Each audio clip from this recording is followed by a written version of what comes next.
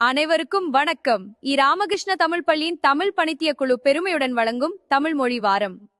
எதிர்வரும் 4 மே தொடங்கி 8 மே வரை தமிழ் மொழி வாரம் நடத்தப்படும். மாணவர்கள் அனைவருக்கும் பல சிறப்பான போட்டிகளும் காத்திருக்கின்றன. ஆண்டு 1 மாணவர்களுக்கு ஆத்திசுடியும், ஆண்டு 2 மாணவர்களுக்கு புதிய ஆத்திசுடி ஒப்புவித்தல் போட்டியும் நடத்தப்படும். மாணவர்கள் ஆத்திசூடி, புதிய ஆத்திசூடியை பொருளுடன் ஒப்புவித்தல் வேண்டும்.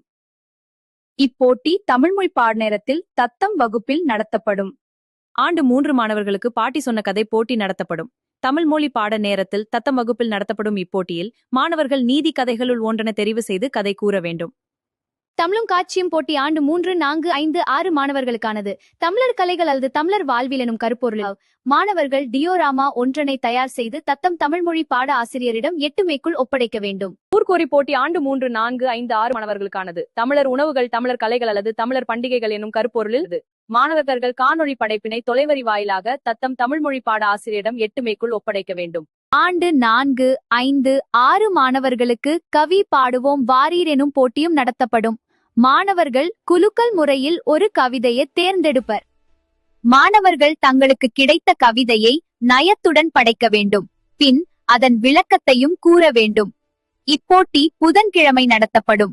ஆண்டு 4, 5, 6 மாணவர்களுக்கு குரல் எமது குரல் எனும் போட்டியும் நடத்தப்படும். மாணவர்கள் குலுக்கல் முறையில் 5 திருக்குறளை தேர்ந்தெடுப்பர். நீதிதிகள் திருக்குறளின் முதல் சீரை கூற மாணவர்கள் அக்குறளை முழுமையாக பொருளுடன் கூற வேண்டும். ஆண்டு 4, 5, 6 மாணவர்களுக்கு கொஞ்சம் கதைப்போம் வாரீர் எனும் போட்டியும் நடத்தப்படும். மாணவர்கள் குலுக்கல் முறையில் ஒரு தலைப்பை தேர்ந்தெடுப்பர்.